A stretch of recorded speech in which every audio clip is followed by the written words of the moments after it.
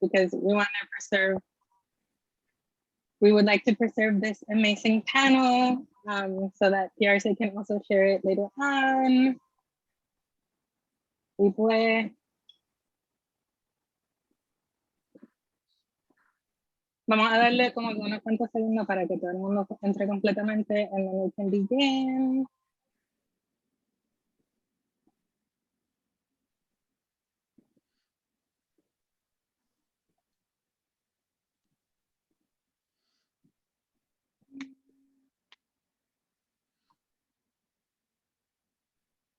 Creo que eso es suficiente porque si ya no completamente, so comenzamos. Hola a todo el mundo. My name is Vásquez.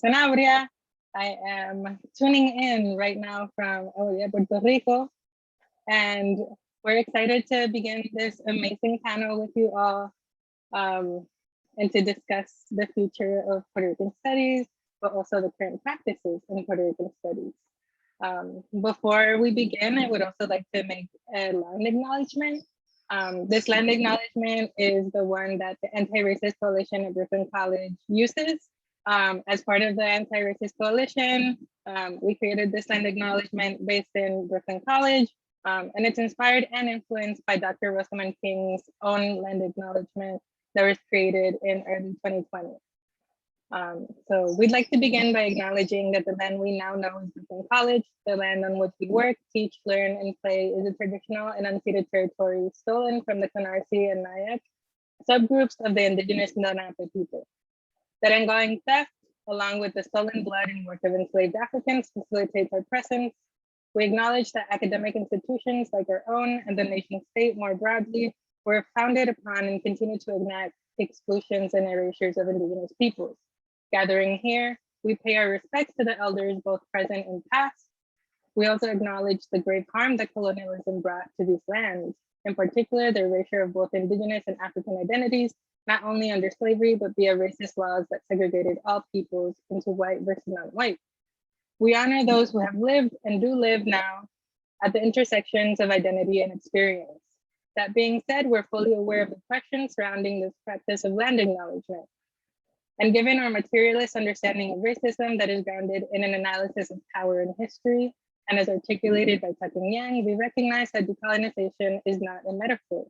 And we cannot fall complicit into this trap. We must realize that merely naming settler colonialism and slavery is not enough to dismantle them. And to this, you can add on a line of acknowledgement to Puerto Rico, who the space, although many argue there are no indigenous people here, was also stolen and taken and ravaged. So we also acknowledge Puerto Rico as part of our land right now. To begin, I wanted to give space to our co-hosts to give quick words to everybody so that we could all learn about the people that helped put this together. I'm going to bring to the stage Dr. Maria Perez Gonzalez, who is associate professor at Brooklyn College in the Department of Puerto Rican and Latino Studies. And she was also the former chair until about 2 years ago. So, aquí está. Saludos, it is my pleasure to bring greetings on behalf of the Department of Puerto Rican and Latino Studies. Dr. Alan Aja, the chairperson, was unable to be here today, but is here in spirit and will try to tune in at some point. This is the 15th annual Possible Dream Latinx Arts, Communities, and Leadership Encuentro. So we've been doing this kind of event for 15 years already.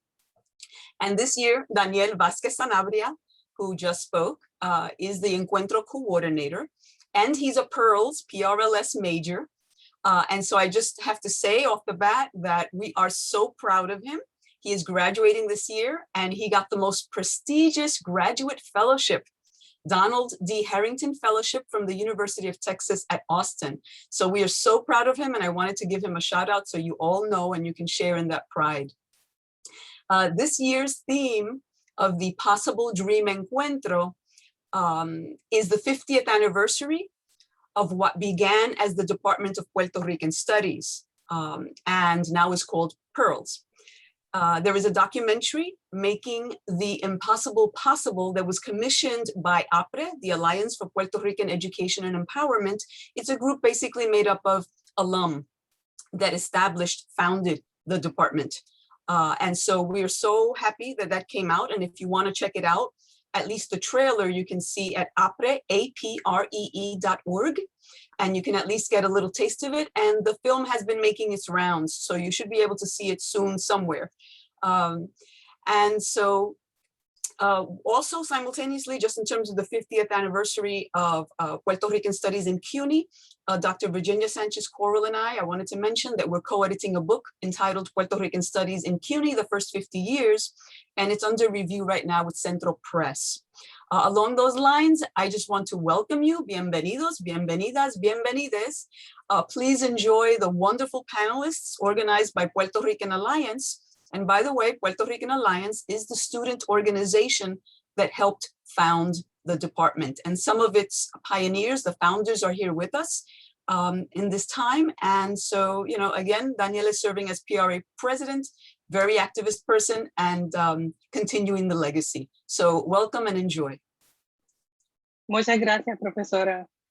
And now I'm going to bring to the stage Michael Stuttermeyer, who is here representing the Puerto Rican Studies Association. Also, perdón if I just butchered your name. You did just fine. That was about perfect. I am sorry for two things at the beginning. One is that I'm losing my voice, and the other is that I'm in my car because I thought I was going to get home, and traffic and rain in Chicago was just difficult. But I'm really excited to be here at this event, and I just wanted to say I'm frozen. I don't know if you can hear me at all. I am the treasurer of the Puerto Rican Studies Association. We are really proud to be co-sponsoring this event with another long-lasting, continuously out there organization. And so we have been around for 30 years at this point. We did just have sort of transfer to the new executive council, and we, among other things, have rebuilt our website. I'm going to post in the chat so you all can check it out. It's ricanstudies.com. And I don't know that turned into a working URL, but I'll try it again after I get off of here. Thank you for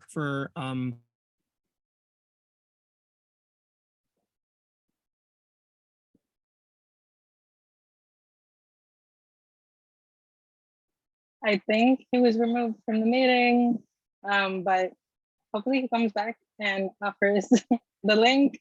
I'm sure many of us have already gone onto the website. This is the background. So cuando vuelva, le daremos las gracias. Muchas gracias for PRSA for always being present. If I find him again, I'll put him on the screen. Él está. Sí, pero que no lo veo ahora. I'm here, but I was basically done. I just shared the URL in the chat again.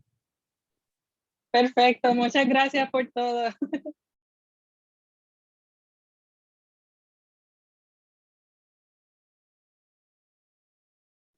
Okay, so now I'm going to pass it on to my friend Bruno, who is also a Puerto Rican Alliance member, but also CUNY grad. So take it away, Ruth. Hola, bienvenidos. I have the great honor of introducing our lovely panelists for today.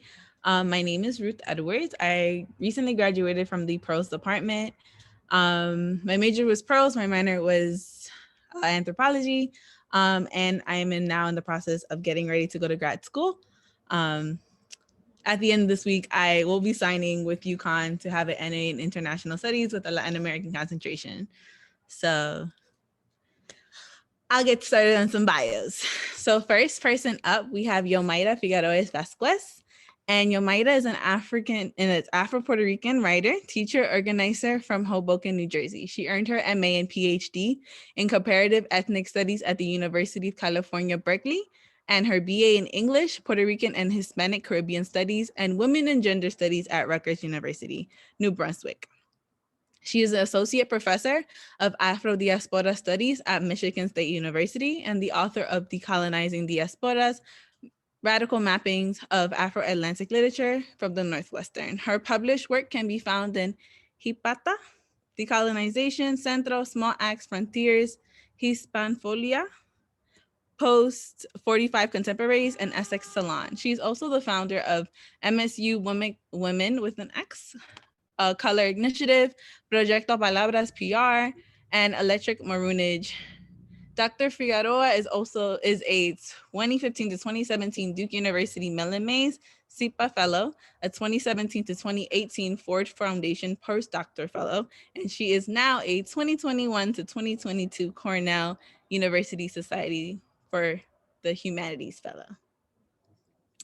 Next, we have Sara Bruno. So Sara is a Puerto Rican from the Chicago South Side, a PhD candidate in the Cultural Anthropology program at the University Wisconsin-Madison. She is a former member of the First Wave Hip Hop and Urban Arts Full Tuition Scholarship and McNair Scholars Program. As a poet, she has performed throughout the country and competed in slam poetry at the collegiate level, Cup Sci, and Louder Than a Bomb, and then Louder Than a Bomb University.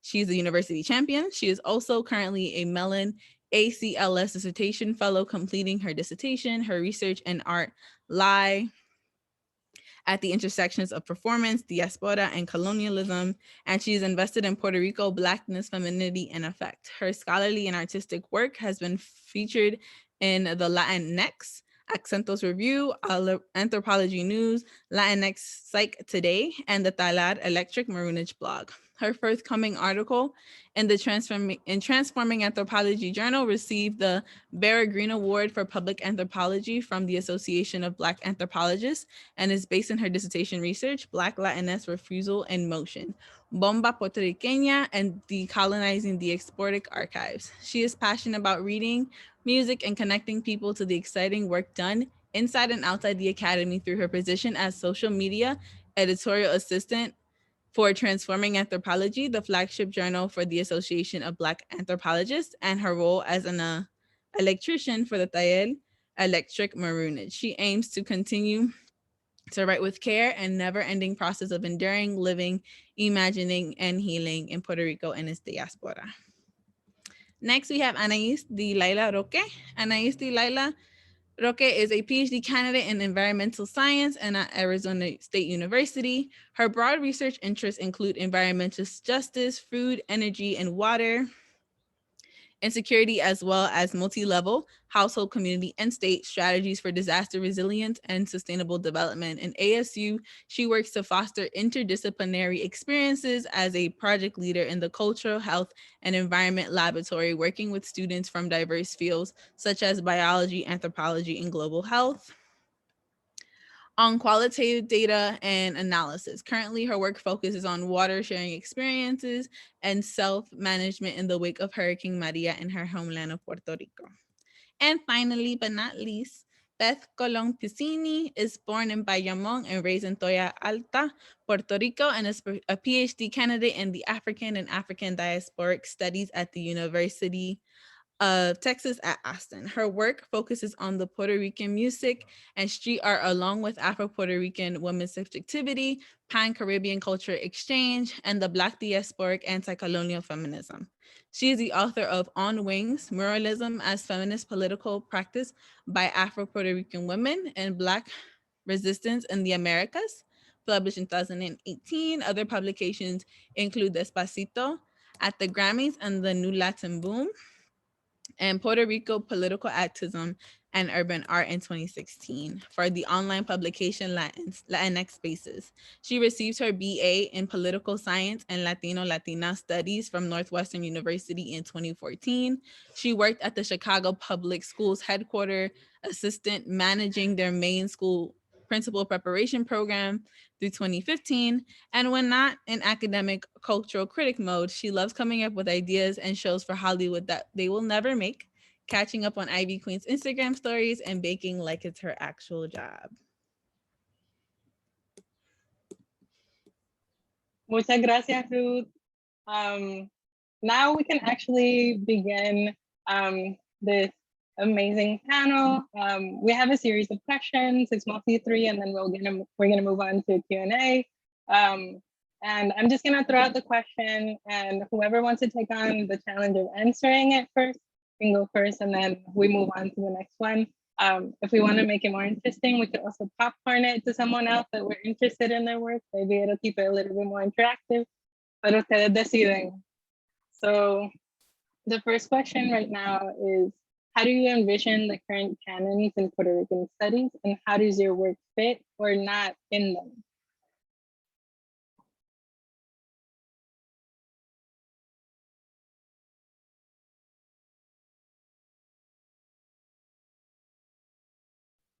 I can break the ice. Hi, everybody. Thank you so much for being here. I appreciate y'all joining us on this very Puerto Rican Thursday where there's 1,000 Puerto Rican studies events. It's very exciting that we're in this moment where we're able to connect with each other digitally in a way that pre-pandemic, I don't think that we were all in such conversation with one another. So despite all of the kind of drawbacks of being in this time, I feel so unified with so many of us who are looking to the future of Puerto Rican studies. So thank you so much for joining us. I know it's not easy to be jumping from event to event. So in terms of that question, Danielle, I don't know about necessarily the canon. I think we do have, Puerto Rican studies is necessarily like an interdisciplinary or transdisciplinary study, but oftentimes it is approached through the disciplines themselves. So we do have people who are like historians, anthropologists, sociologists, right? Like literary studies folks. And I think, I'm gonna just like pivot away from that question so that I don't like enumerate the different places that like our scholarship exists, because our scholarship exists in so many places. But I do wanna say that, my entry into Puerto Rican studies, not only because I am Puerto Rican, I wanna say one thing. I was very stubborn as an undergrad and I didn't wanna take Puerto Rican studies classes because I was like, nobody needs to tell me anything about being Puerto Rican because I know it all, because I live Puerto Rican, I breathe Puerto Rican, I eat rice and beans every day, like nobody needs to tell me anything. And that first class that I took at Rutgers University in the Puerto Rican Studies Department, what was then the Puerto Rican Studies Department, it blew my mind because I realized as soon as I stepped in that my lived experience is being, Puerto Rican in the diaspora, going back and forth to the island, it is a true formation of yourself, but there's all of these unearthed and unknown histories that I had to see and encounter for the first time, and it changed my life. And so I ended up going to get my PhD at Berkeley in ethnic studies, and I ended up doing my first book project.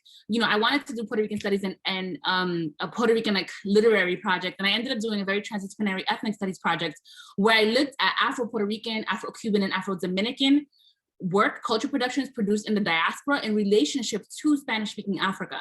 Because I thought that part of the kind of expanding, how we know and what we think about Blackness, it was really important to trace the historical connections to the African continent, to folks who were also colonized by Spain, and to look at kind of the legacies of resistance, right?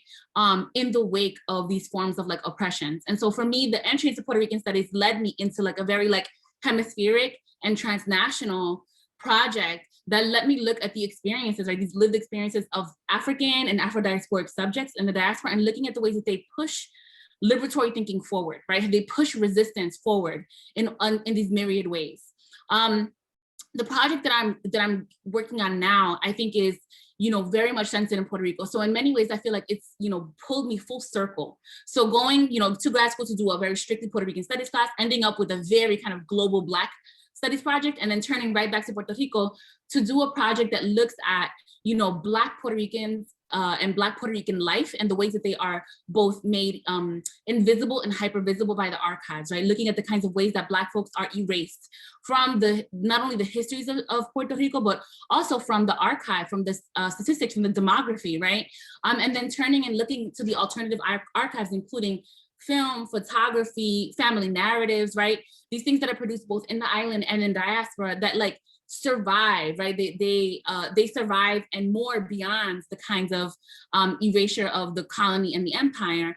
And I'm trying to suture those together with the kinds of traditional archival material that we have to tell a fuller story of what is arguably, or what people argue is the whitest of the Caribbean islands, right? And so for me, this is such an important part of adding to the rich work that already exists in Puerto Rican studies, and even challenging some of the more canonical conservative work that kind of leans on, discourses of racial democracy and mestizaje to further erase and to kind of silence folks who are talking about racialization and even like gendered violence and racialization. And so for me, I guess that's a quick kind of entry point to thinking about it. And I think I'll leave it there because I think, my folks, everyone here is amazing and they have other projects that are incredible, and I'd love to hear about it. So thank you. Yeah, I can jump in. So I came into Puerto Rican studies. I still don't know how to very much describe how. Like I was going to college to be a scientist, like a lot of us go into college at the behest of like parents or grandparents. But I quickly realized that my interests and strengths were elsewhere. And so I come into Puerto Rican studies and my larger scholarly interests by focusing on Afro-Puerto Rican politics, history, and culture. So, this includes also contemporary Caribbean anti-colonial cultures, Afro-Caribbean and Afro-Latin American cultures and geographies, political formations and counter formations, Black diasporic feminist networks, Afro-diasporic culture on the world stage, because I'm also interested in sort of like what Black people create in Puerto Rico becomes, popular and globalized throughout the world, especially with things like reggaeton, for example, and also Black queer theory and culture. So Blackness is very much at the center of my Puerto Rican studies and how I do Caribbean studies at large, which then folds into it issues of gender, sexuality, economic extraction and state violence, and the larger structures of colonialism that can be examined through cultural moments, artifacts, and trends. So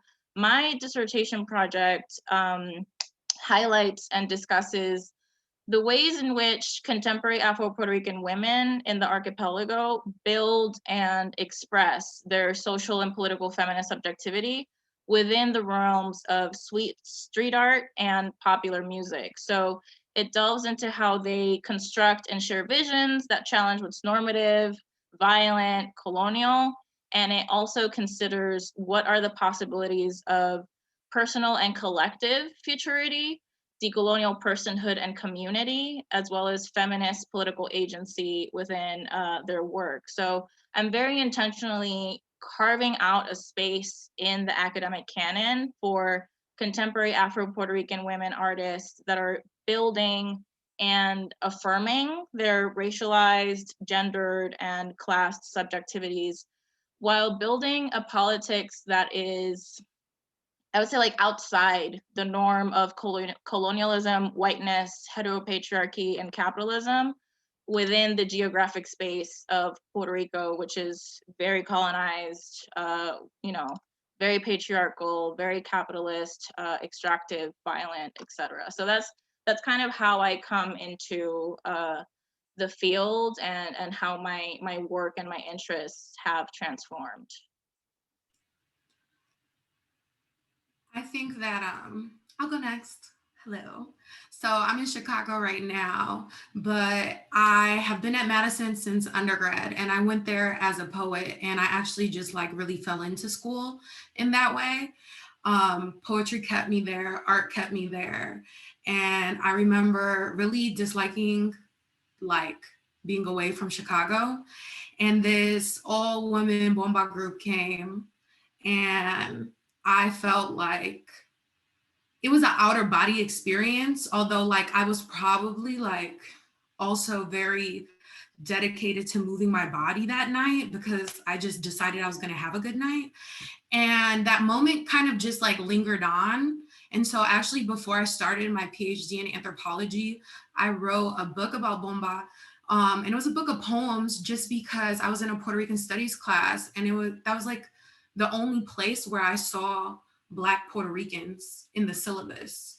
And then if I'm thinking about the canon and where my work sits, I would say with José Luis González's El País de Cuatro Pisos, where he really is saying that Black Puerto Ricans, they are like the Puerto Ricans, right? What they are the cornerstone of Puerto Rican culture as we know it today. So my project looks at the oldest genre in Puerto Rico, and it's really shifting the landscape of history if we are to center Black Puerto Rican women and Black lives, right?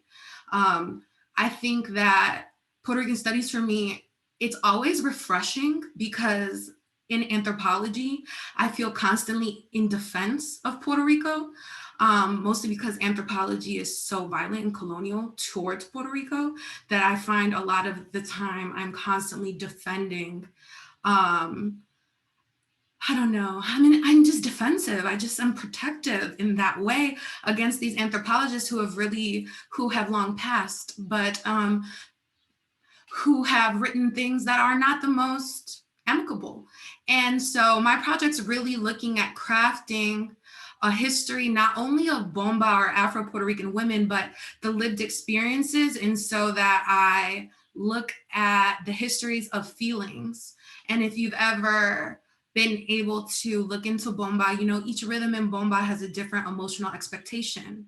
And so I'm using those differences to really map out an effective profile that can not only give us like an entry point towards understanding like women in the archive, but also because coloniality is an ever constant loop, right? How these circumstances continue to be reframed over and over again, evolving.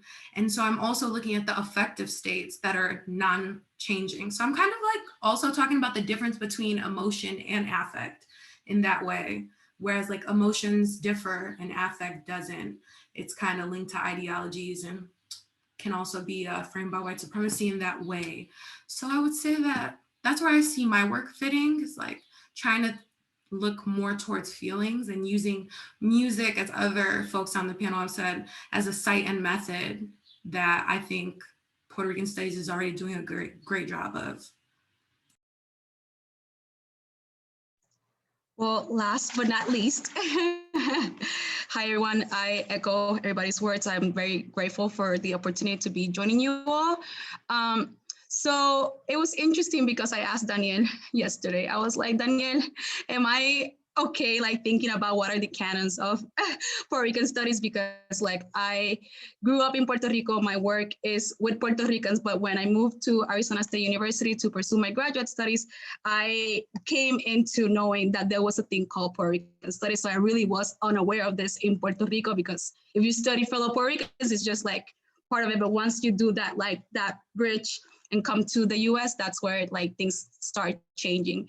And in that sense, I have a lot of experience working in different branches of the government, working with nonprofits, community leaders, and my work situates in disaster response and recovery following Hurricane Maria. During that time, I was a shelter administrator in my hometown, and I really just saw the lack of, justice and the recovery as we all of us either lived it or saw it on the news, having our families trying to connect with us across the US and in Puerto Rico as well.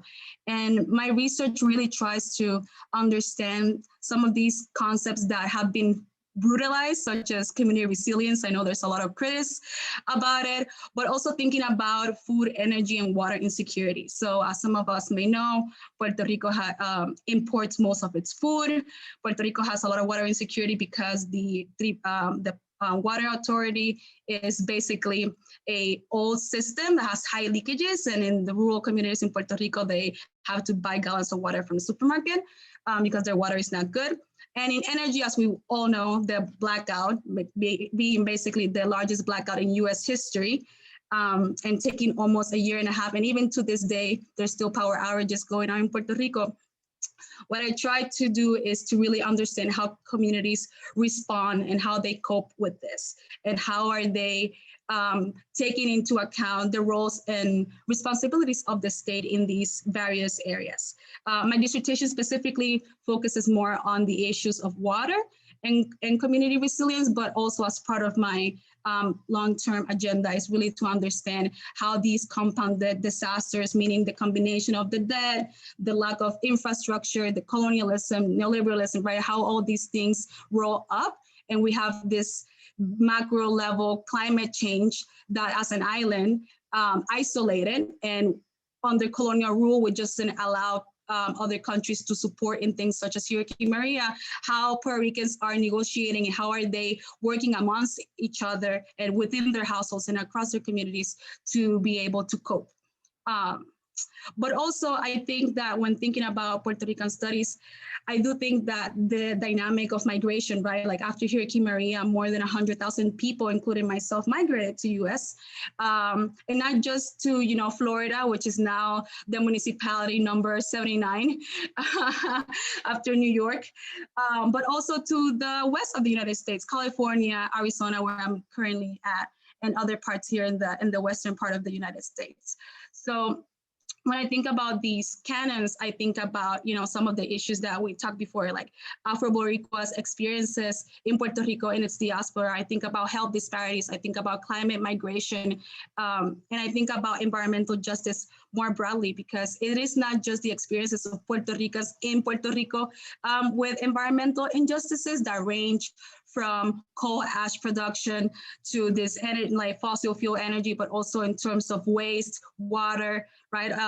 This story of Vieques and Culebra with the military, but also when you think about in the US, you think about New York, you think about redlining, you think about the Puerto Rican communities that live in New York that actually, you migrate from one community that's having a lot of problems to another in the mainland, and that with other parts like in Florida, for example. And I'll share in the chat one example that it's currently happening, which is that in Puerto Rico, as some of you may know, the coal ash production was eliminated under this policy because, there's been a lot of grassroots activism around energy justice and providing clean and affordable energy and not fossil fuel in Puerto Rico.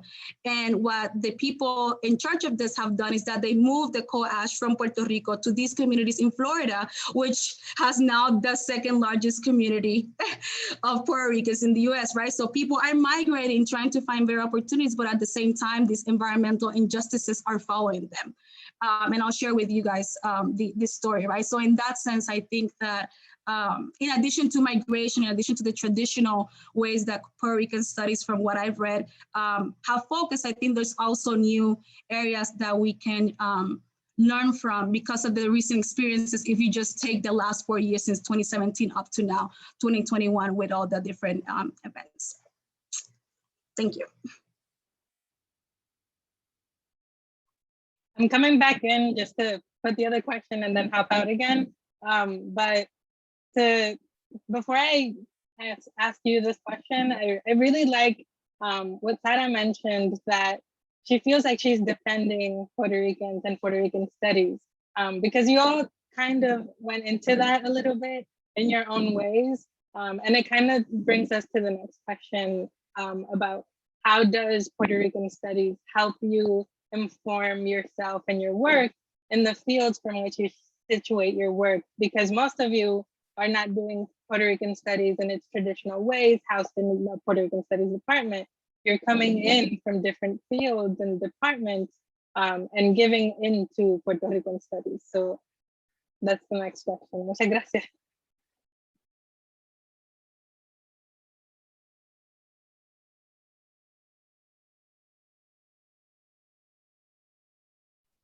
The question was, how do we align our work with Puerto Rican studies causes? Is that the one?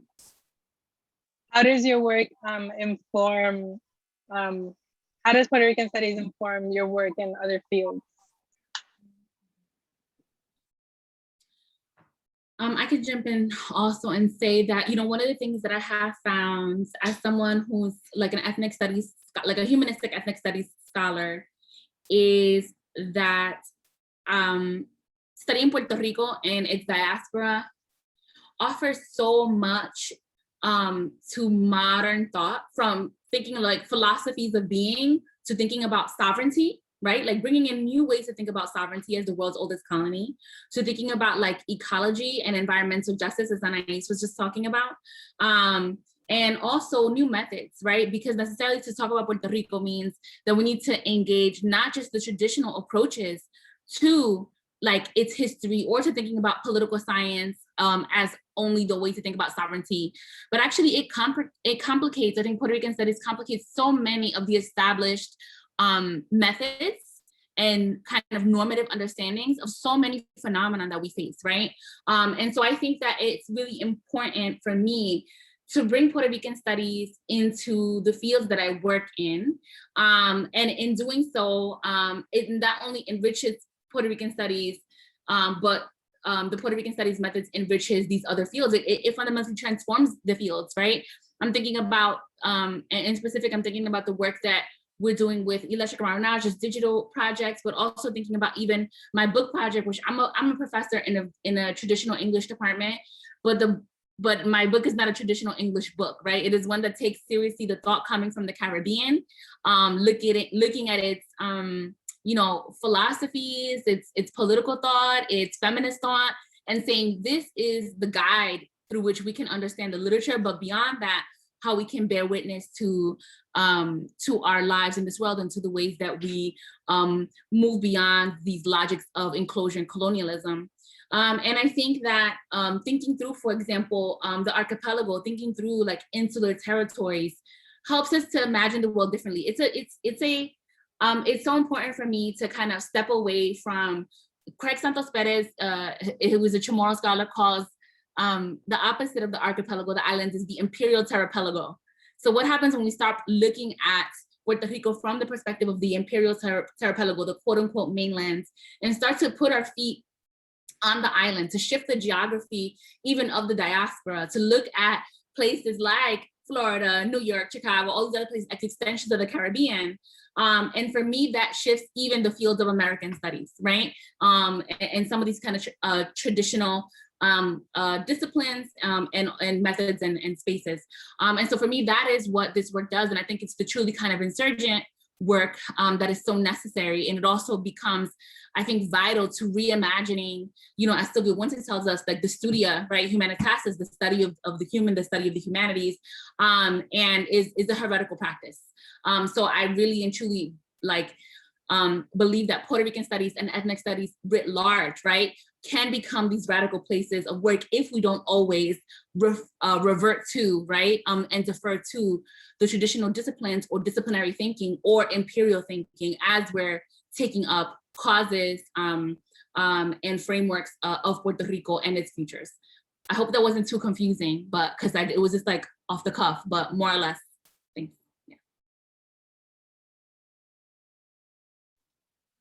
Yeah, I think in terms of the question, but also kind of flipping it a bit and taking it into another direction, if I may, in terms of like my work in Puerto Rican studies, it's very much informed by African diaspora studies, but I feel like Puerto Rican studies, depending on the department, will already be considered part of Black studies or African diaspora studies. But sometimes Puerto Rican studies, historically has been reticent to make Blackness part of, the center of the study of Puerto Rico and Puerto Ricans. And I think that that's very important and should always be important in Puerto Rican studies, whether we're presenting qualitative or quantitative scholarship. That's kind of like the hill that I'm dying on as an academic in the field. And I say this because I come from a Black studies department that recognizes that diaspora and Blackness travel, transform, and they're never ending concepts. Like they're uncompleted concepts. So this has allowed me to appreciate just how much Black identities and cultures have great influences on each other. And it just seems like the older the world gets, those encounters settle, then travel and come back, and they kind of look a little bit different. And it's important to think about it that way, because racial formations are so critical to colonialism. And whether you are a Puerto Rican in Puerto Rico or the diaspora, you have to live under those conditions. You know, they look differently and they feel different depending on the geography that you're in, but this system at large is affecting you very greatly. And so that's kind of like where I go into it, and how those realities inform my work. You know, it's kind of like I'm observing and it's talking back to me, and I'm like reporting it on the page, so to speak. And I never want to study Puerto Rico or write about Puerto Rico in a way that makes it seem like it's like in a vacuum, because it's not. You know, Puerto Rico is global. It's part of an empire, but it's also part of a larger diaspora of Black people. So that complexity and that simultaneity is very important to my work, and I feel like it's becoming even more important to Puerto Rican studies as a field, which is always good to see. And I'm glad that you know, I get to participate in that.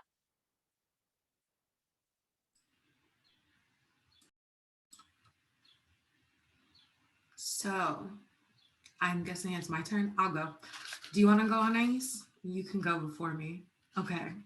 I'm gonna say that when I'm thinking about my project and my work in Puerto Rican studies, I am thinking about really like how I came to think, okay, that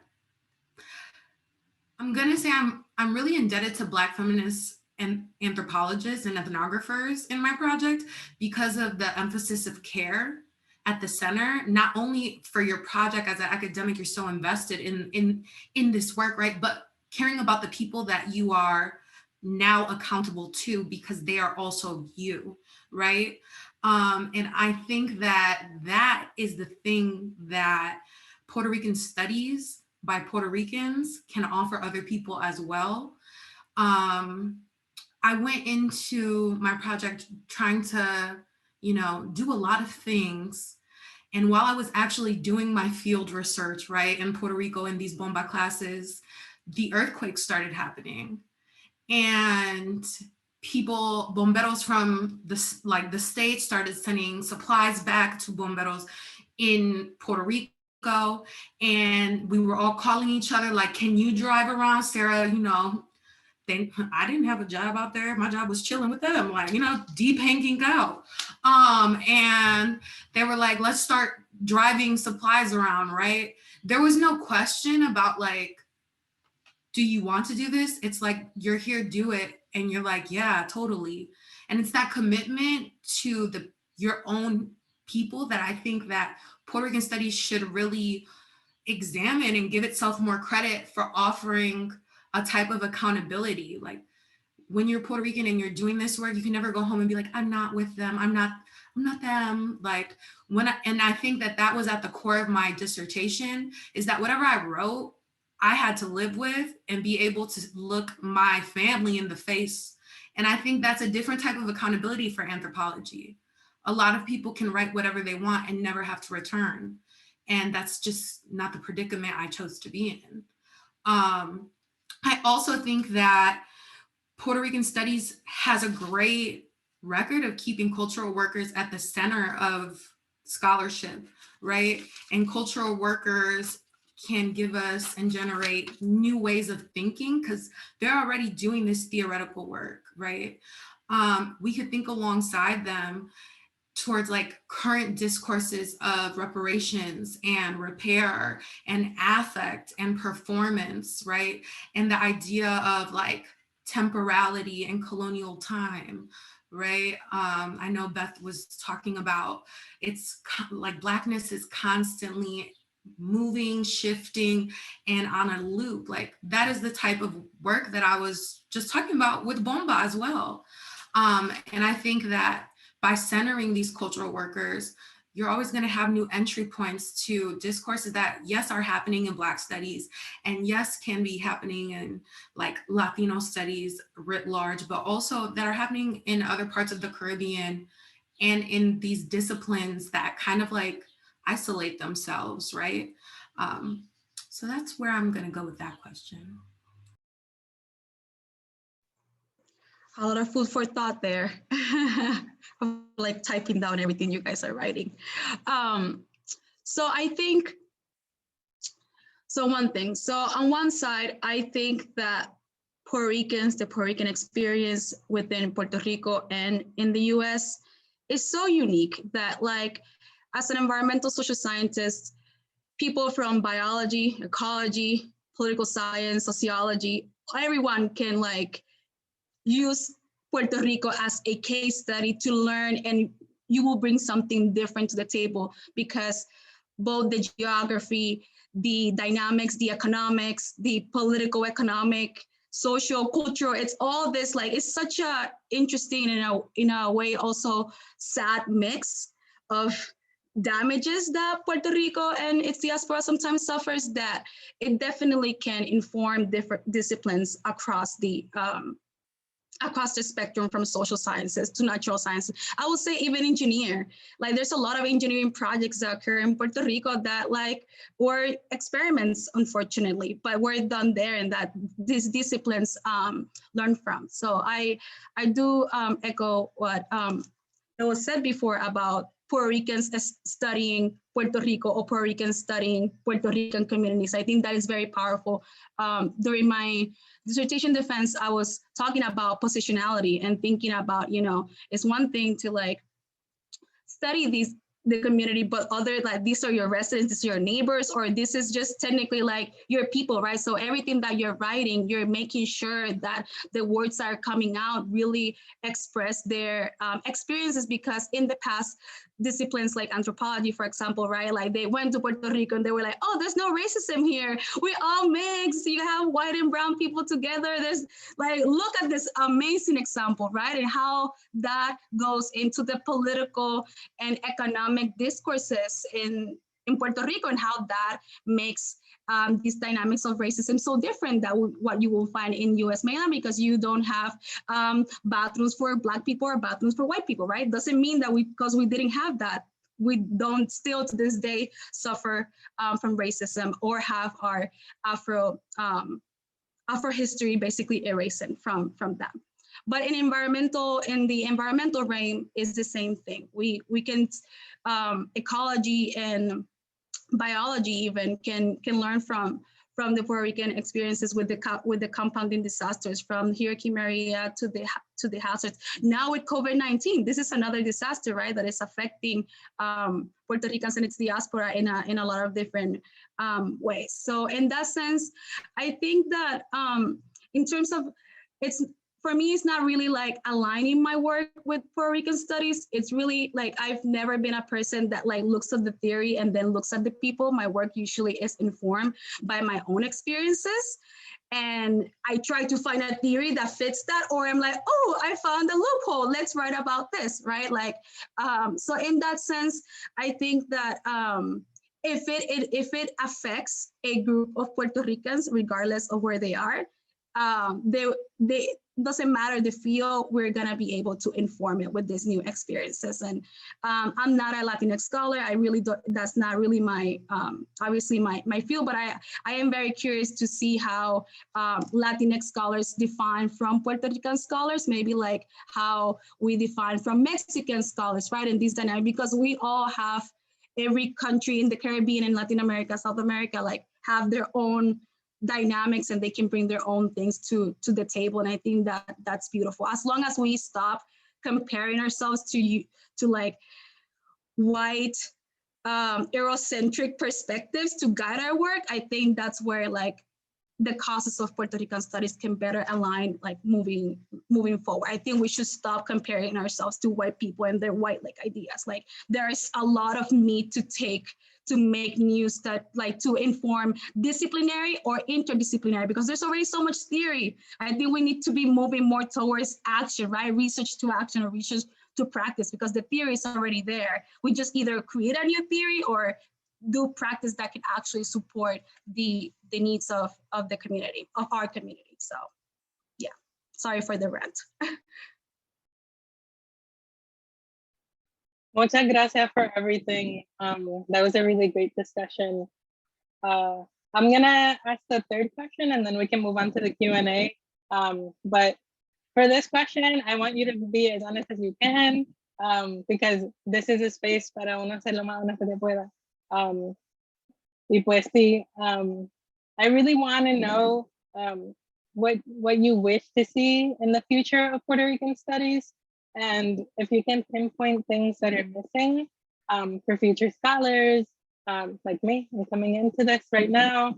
What do you think is missing or in need of immediate attention?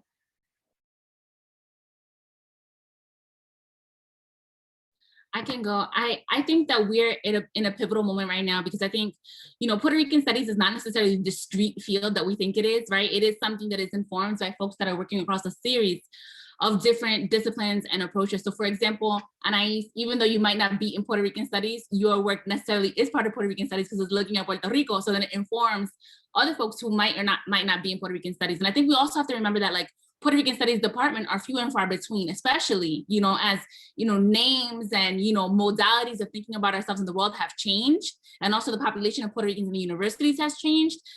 They become more open. I just have like this standing question on the side note about the kinds of flexibility that Puerto Rican studies has had on the East Coast versus the fixity that something like Chicano studies has had on the West Coast, where like those departments very rarely, if ever, change their names. But on the East Coast, the Puerto Rican studies departments have become more and more open and more fluid in the ways that they're being named. And I'm not trying to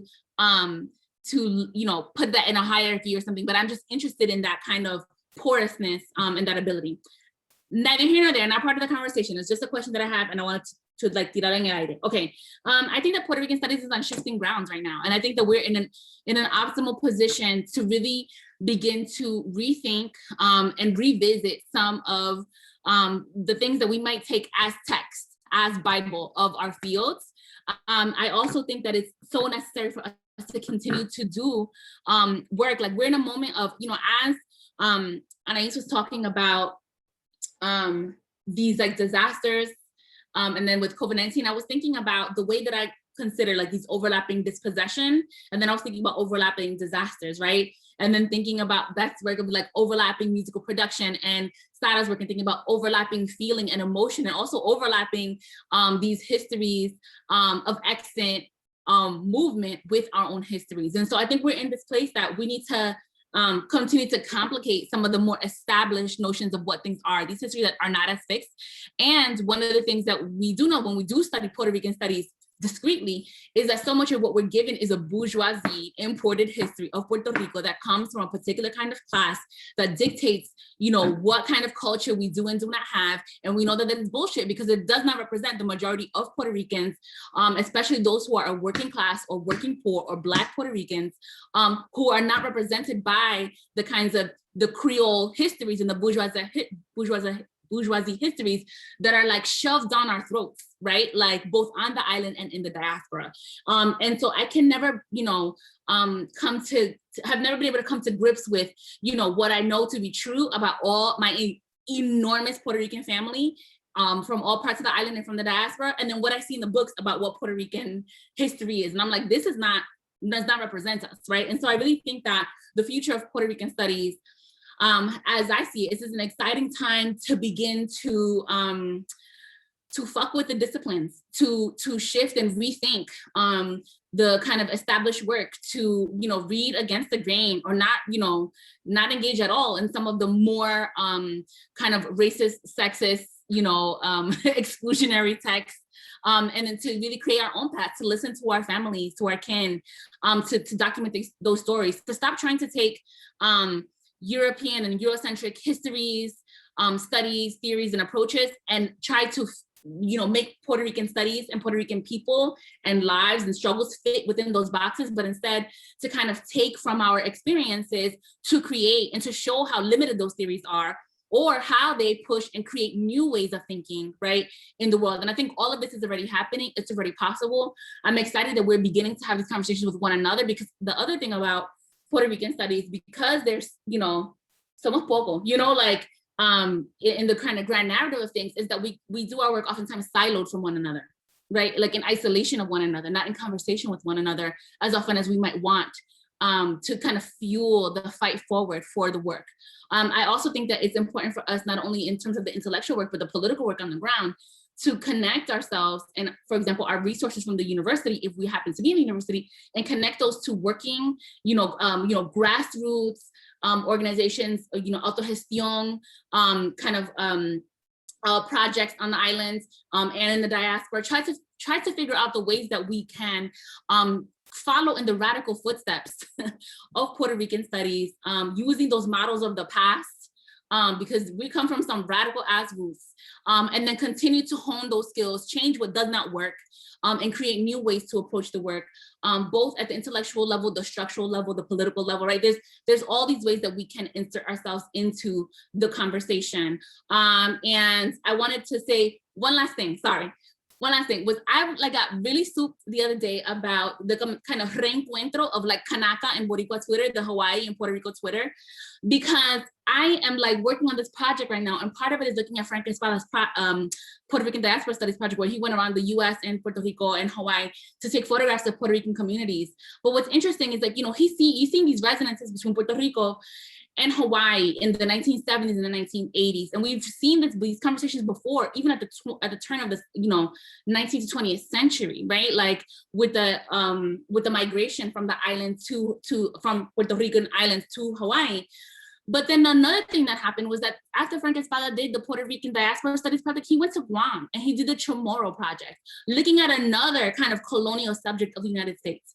And for me, that kind of radical relationality is so important to our future. And it's so important to how we understand ourselves in the world. We are not alone in the kind of colonial condition that we're in, right? In this kind of racialized and sexed and gendered subject position that we're in this kind of like, imperial folds. And that it is only in doing this radical work of reaching out and relating across these differences, as women of color feminists have taught us to do, right? To revive those radical politics is to like map another way forward, right? So I'm gonna stop yelling, and that's why I stand, yeah. That was a great sermon, Yomaira. I think I agree with a lot of what you said. I had written down, a lot more collaboration. Like that was like one of my things. Was like, I would love to see a lot more collaboration, whether it be for events like this one, or, between associations like PRSA is doing, or scholarship and research, which I know is happening, but it should become much more of a standard, because like Yomaira said, like, our field is growing, but there's still so few of us doing Puerto Rican studies, and I think it would help to propel not just the field, but the point that like Puerto Rico is colonized and its diaspora has this like condition of, coming from this colonized ancestry, or if they migrated to be colonized in the empire, in the mainland, and how does that work and how does that function? We can connect things like environmental sciences, like Anaís is doing, with things that are, like a cultural protest. There's so many different and interesting linkages, because we all understand that our oppression does not happen separately or in a vacuum, or like it's all connected, and it has a very long history, and it has a very long systematic politics behind it. And I would just love to see more collaboration in that sense. I also agree in terms of like giving more space and voice to queer sexualities and non-normative genders, whether it's in terms of what we're talking about, but also the people in this field that are doing this work, like propel them to the center. I say the same about working class perspectives. They shouldn't be shut out of the field. It shouldn't be this reproduction of a sort of cannibalistic upper class or middle class, whether it's outsider or Puerto Ricans, studying the working class, doing a book project, and then like forgetting about it. I think working class Puerto Rican scholars have always been contributing things, and we don't, in certain senses, value what they contribute enough. But also something that I've been thinking about both personally and academically, neurodiversity and disability should not be erased from our conversations as Puerto Ricans, and in our studies and conversations and events. It's something that is often forgotten in these events or in our studies, and I think disability studies and Puerto Rican studies have a lot to contribute together, and so I'm kind of looking in that direction in my own scholarship in the future as well.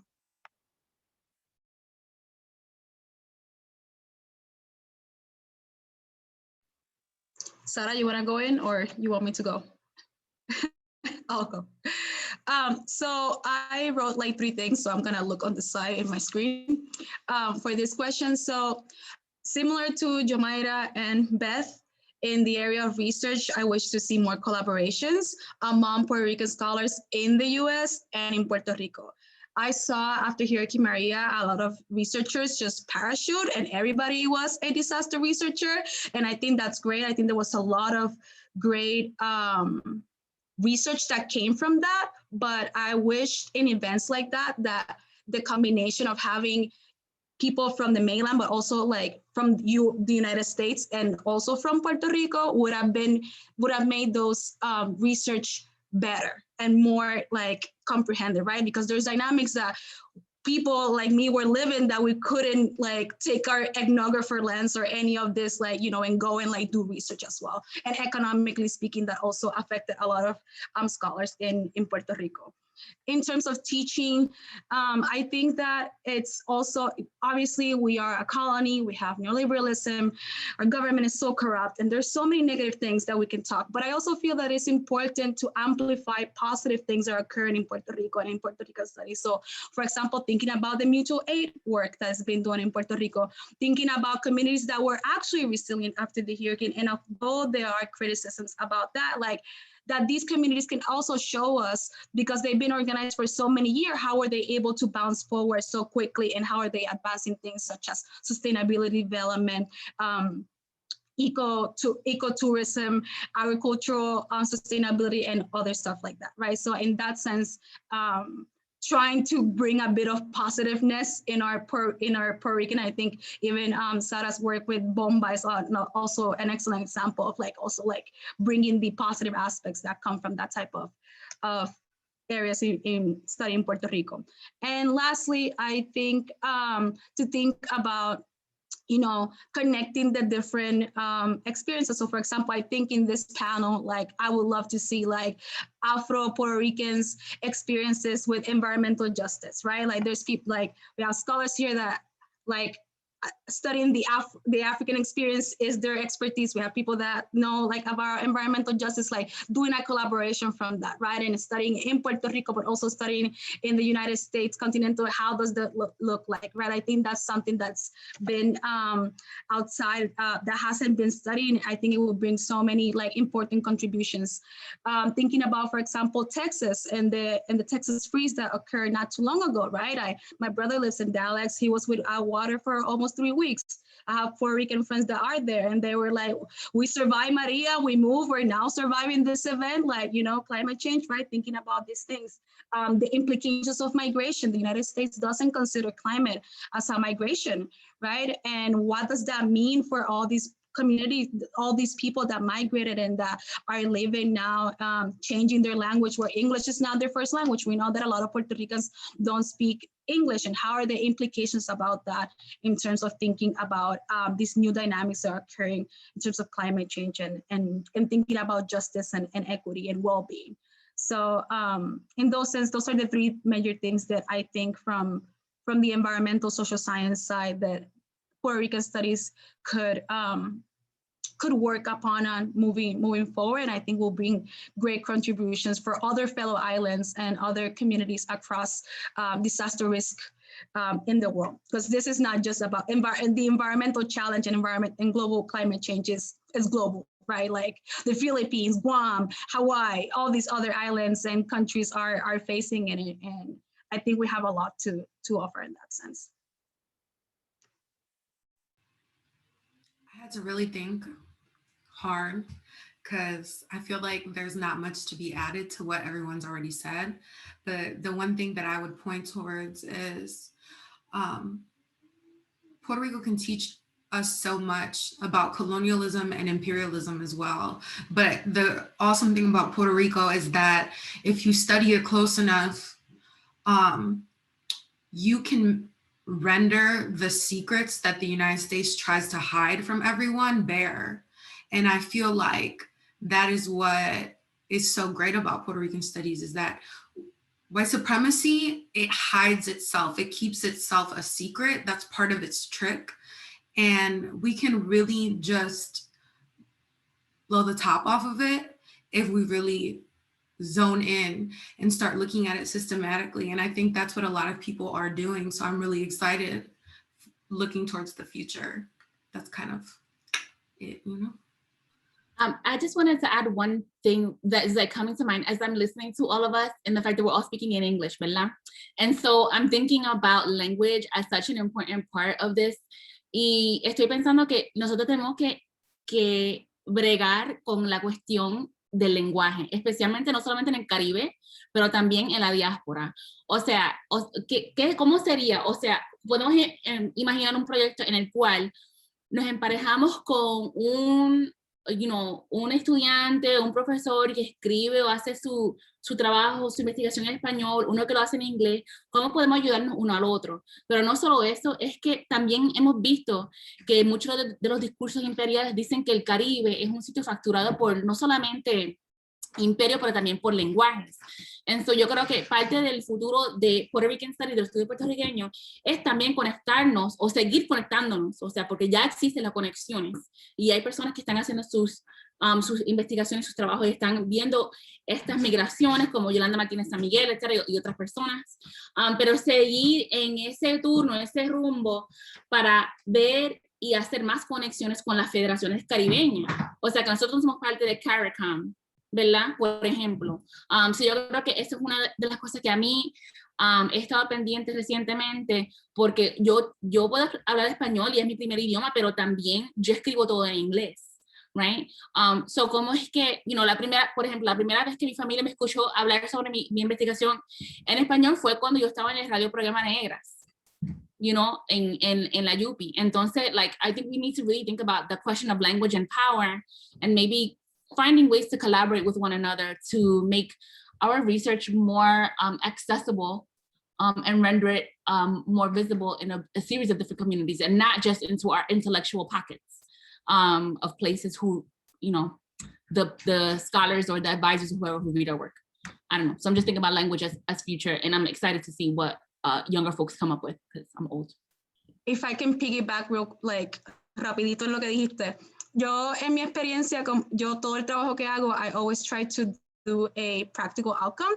So, o un policy brief, o un poster, lo que sea que pueda enseñar el trabajo como que fuera de la academia, porque yo sé que nadie va a leer mi artículo, fuera de los que me estén ayudando para get tenure o whatever. Pero lo que quiero decir con eso es que toma mucho tiempo como estudiante. No sé si como profesor se vuelve más fácil o si los fondos están disponibles, ¿verdad? Pero I think that also makes us if you're within the academy, how do we question that with our fellow institutions? Porque al final del día, the communities that we're doing this work about are not getting it back, ¿verdad? No lo están recibiendo para atrás, either por el cambio del idioma, porque toma mucho tiempo traducir 32 páginas a español, pero it's not only translating 32 pages into Spanish, it's making them that people can understand them, right? Especially if you're first gen. Exacto. Y lo otro es que una de las otras cosas que yo quiero decir, en thinking about eso de los recursos, and thinking about resources and what professors have, not all professors have the same amount of resources, but I implore you, if there's faculty at this event that have access to resources, please consider sharing your resources with their colegas in the UPR system and in other systems in Puerto Rico. That means, por ejemplo, last year, and I think one of my students is here, Jennifer Mojica Santana, I was able to hire her as my research assistant and then have her work for a professor at the University of Puerto Rico instead of for me. ¿Viste? That's one way to move around, right? The resources that we have at our disposal. because we know the austerity measures are taking a huge toll, right? And with those resources, then the professors that también can help their students at the UPR in different ways. So it is, we need to get creative about how we are going to like stand in the fray for each other, right? And do things that are going to work on behalf of one another. If we really believe, right? If we really believe in this project, that it's not just an intellectual project, but it's a political project with sovereignty and its horizons, right? Yeah, definitely. And the question of translation, I just want to say, Anaís, it's a question of money and time. And that's what it is. It's another moment in which we have to do double the labor, right? And I think that's a whole different conversation that we can have in terms of like, how do we conceive of our projects when we are trying to talk to a series of communities at the same time. But I think it's necessary. And that just is another thing that stands at the forefront of our work and our imperatives as people. It's not only for the academy, right? I definitely doubt that that's why any of us are doing this. Yeah.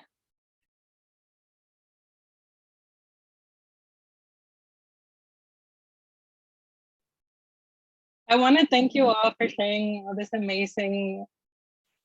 comments, all of this knowledge, como lo quieran llamar, and also for switching it up to Spanish, porque muchas veces I come into these spaces and I'm like, ¿cuál hago? ¿Cuál hablo? Which one's more formal? So thank you for that, and for also making the space yours, porque es exactamente lo que quería.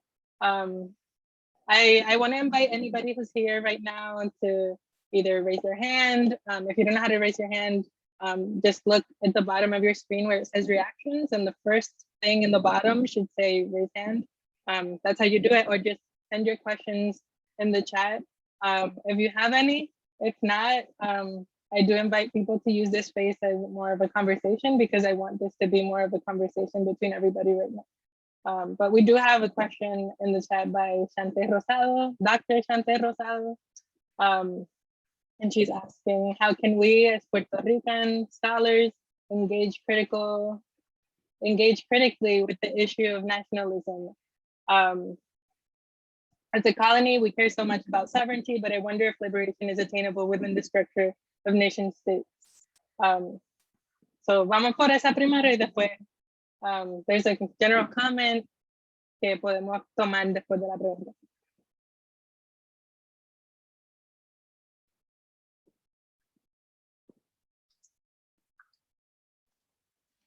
I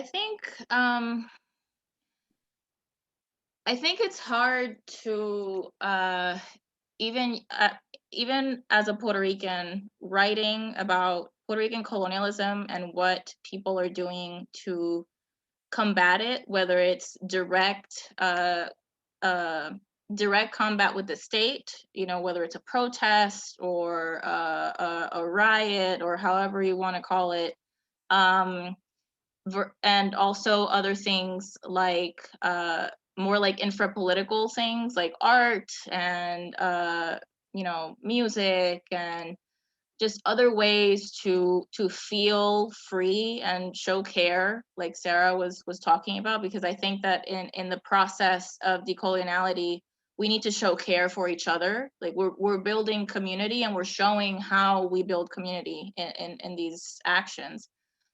It's very hard to contend with the fact that, this is an unfree territory, but these people are working towards something that approaches freedom within a global system that, like, there is no free country. Like, even the United States, like, not to be that kind of person, but it's really like a third world country with a Gucci belt. Like, it's not that different from, it just holds a lot of power and resources, but it has a lot of the issues that you see in other countries that are free. So like the work of getting free, the audacity of hoping to be free, the radical hope of working towards freedom, I think that that's a lot more generative to me at the moment, and how I write and how I did my project, because the reality of the thing is, it's been more than 500 years since Puerto Rico has been a free territory. And it's not going to change night to day, and it takes a lot of work and a lot of sacrifice, and so that's how I look at it, and that's how I engage with it, and that's how I contend with it. But it doesn't mean that, you know, the larger macro political things that are happening to free Puerto Rico are not also important. Like, these are all happening at the same time, and it's important to look at them all at the same time and study the ways in which freedom is molded within those ways that this all is happening. So I wanted to add to that question, for us to think about this in the kind of longue durée, right? Like, so the nation state as a model is one that is quite new in modernity, right? And that Puerto Rico is a colony way before the nation state comes into existence as is, right? So, and because of that, I think that we are an incredible locus for thinking beyond the kind of categories of the nation state, right? To think about sovereignty in different ways, because sovereignty that would turn us into a nation state could not work without a very giant reparations package, right? So what does this look like beyond statehood or independence that would then create the conditions for us to be under the confines of neo-colonial order, such as the IMF Bank, right?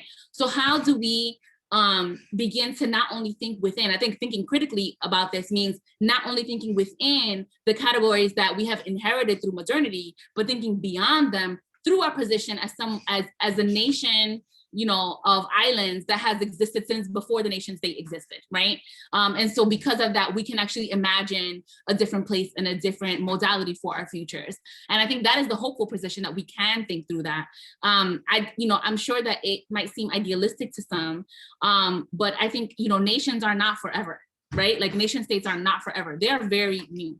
And there are other ways of being in the world. And I think so struggling on this is like a two-front struggle. It's one, of fighting literally for the things that are exterminating our lives, right? Limiting our prospects in the moment, as we also think about what sovereignty can look like beyond the colony and beyond the nation state. I think it's not one or, it's both at the same time, right?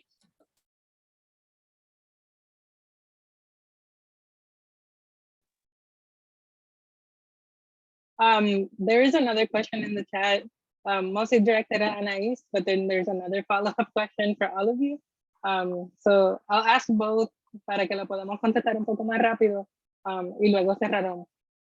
So for Anaís, they would love to hear, specifically Jesus Hilario Reyes, would like to hear more about how sovereignty shows up in familial experiences, but also if you can all talk about the fluidity of Blackness, queerness, and fugitivity as in the act of embodying so many places in relation to climate change, Hurricane Maria, recent earthquakes.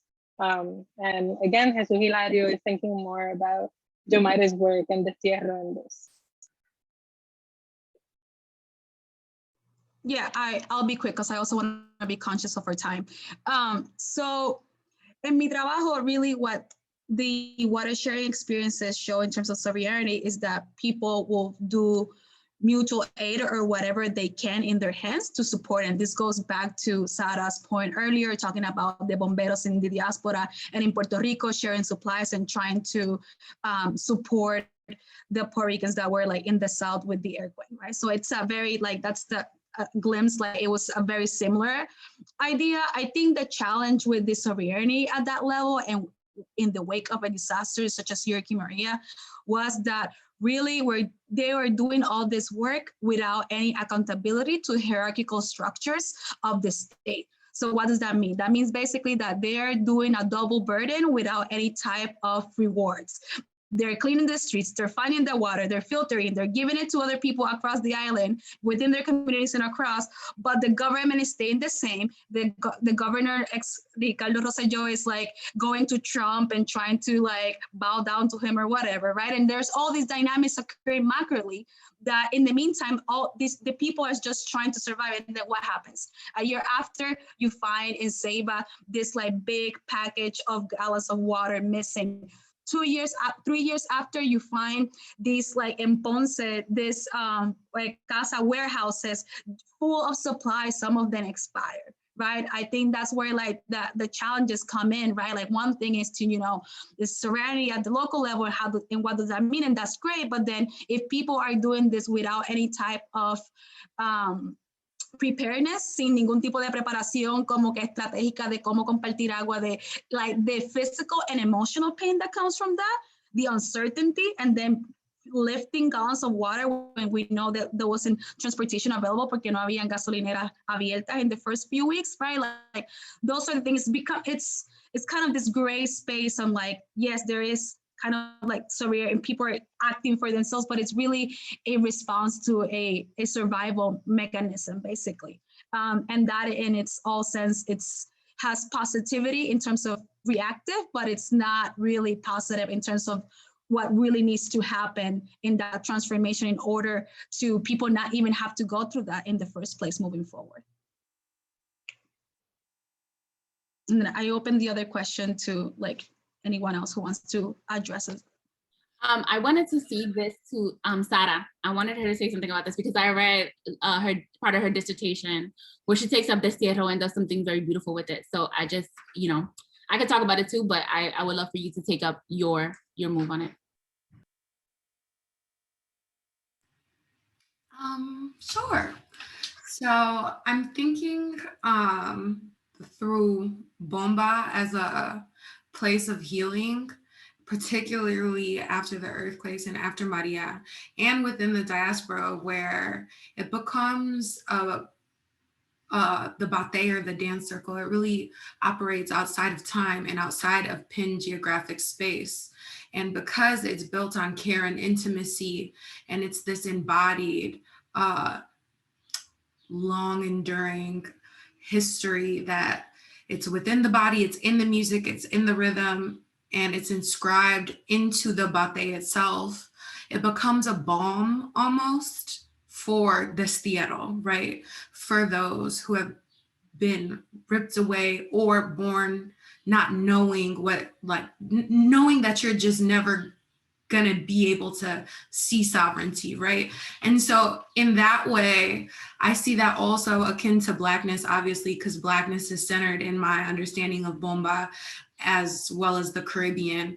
And I see it more so with fluidity as like, Bomba for me also is the space where I see migration from the rest of the Caribbean. And it becomes this place in Puerto Rican history where other people, right, from St. Croix, from Haiti, from Guadeloupe, they come to Bomba, and because it resembles the genres of music in their own, like, where they used to be, it becomes a place of welcome. And it really reestablishes Puerto Rico and like Puerto Ricans in the diaspora back into this Black geography that the United States has worked so hard to really distance us from, right?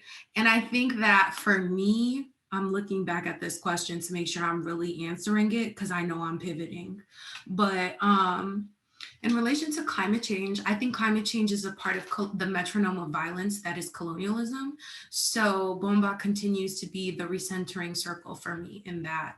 But I hope I answered that question. And if I did not, you can let me know in the chat and I'll do it in the chat because I won't have social anxiety to talk. Wasn't that amazing? It was better than anything I could say. Beautiful.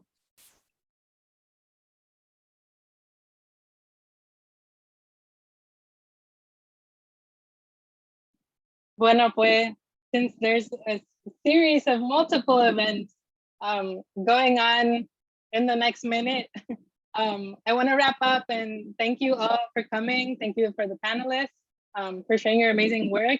Mucha suerte, Sara y Beth, que van a defender pronto. Future PhD holders right here. They're on my side here and here.